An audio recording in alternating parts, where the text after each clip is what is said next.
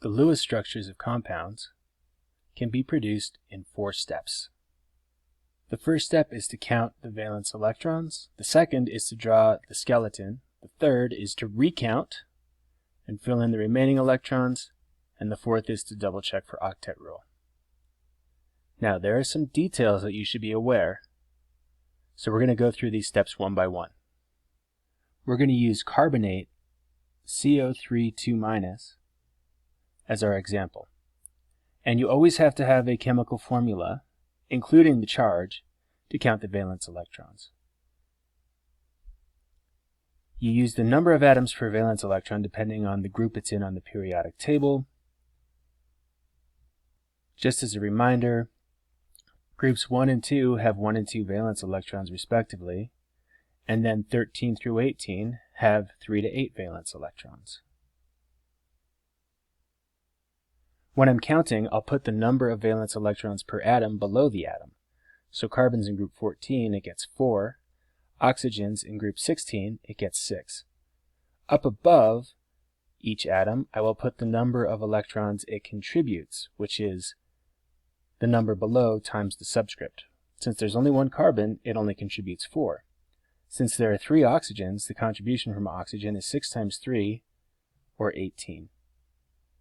Now the step in adjusting for the charge.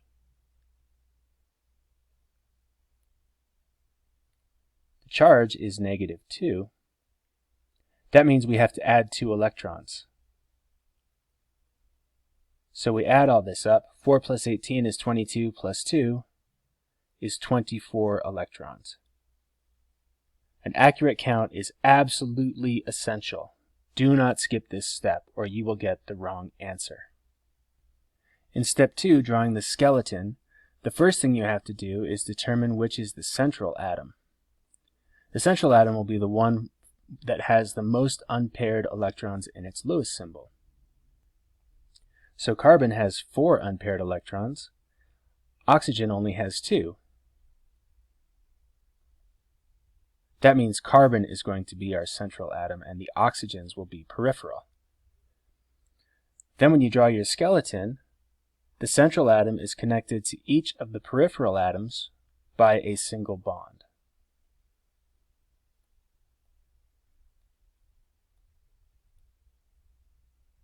So that's our skeleton.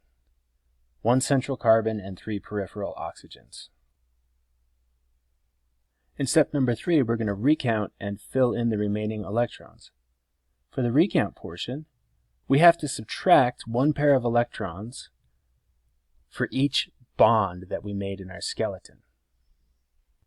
Since our skeleton has 3 bonds, we're going to subtract 2 times 3. Our original count was 24 electrons. We subtract 2 for every bond. We have 3 bonds, so that's 24 minus 6. That's 18 electrons remaining. So we've got to fill those in. And the first place we put them is as peripheral lone pairs, right? So that's lone pairs on the peripheral atoms.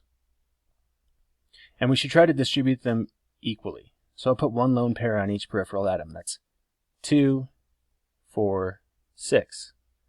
Now we'll do another. 8, 10, 12. Now we'll do another. 14, 16, 18.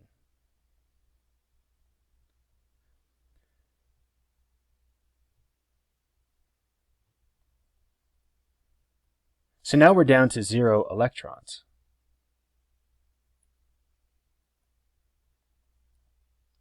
We don't need to put any lone pairs on the central atom. If, however, after putting in peripheral lone pairs we had a number other than 0, you would put lone pairs on the central atom. Now we check the octet rule. A quick way to do this is by drawing a circle around the atoms that contains all of the electrons associated with that atom. So for instance, each oxygen contains 1, 2, 3 lone pairs and 1 bonding pair. So each oxygen has 8 electrons inside its circle. 8 and 8.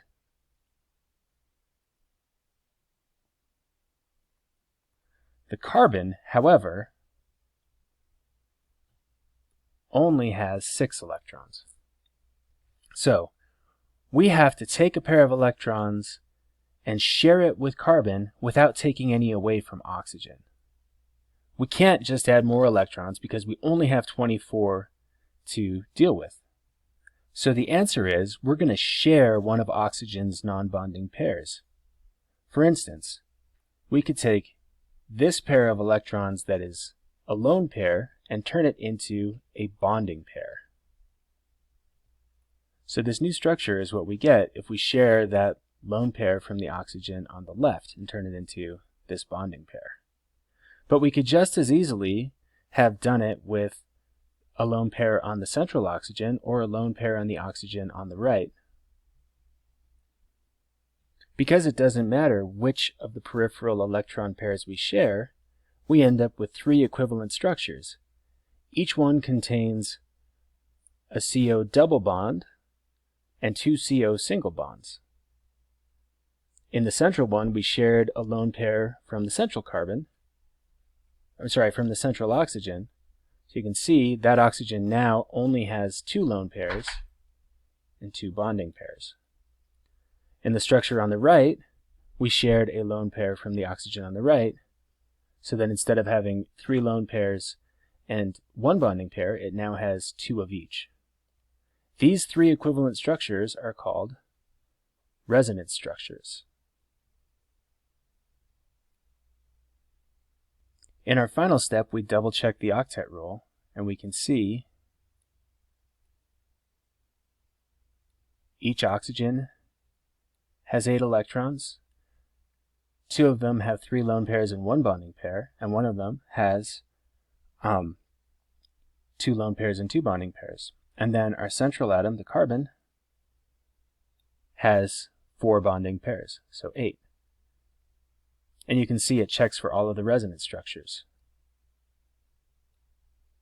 Now, I should point out that what the octet rule means is not that the atom is switching between these 3 structures, or the molecule. Rather, the molecule is the average of all 3, what we call the resonance hybrid. And the resonance hybrid for carbonate has each bond is 1.5 bonds rather than a double bond or a single bond. Actually, each bond is 1 1/3 because we have 1 pi bond that is shared in 3 positions. So the bond order for each bond is 1.3 infinitely repeating. I should also point out that when you have an ion around the Lewis structure, you should put brackets with the charge in the upper right hand corner.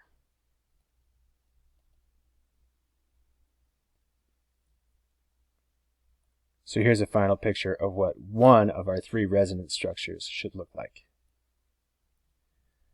Can you draw Lewis structures for each of these compounds?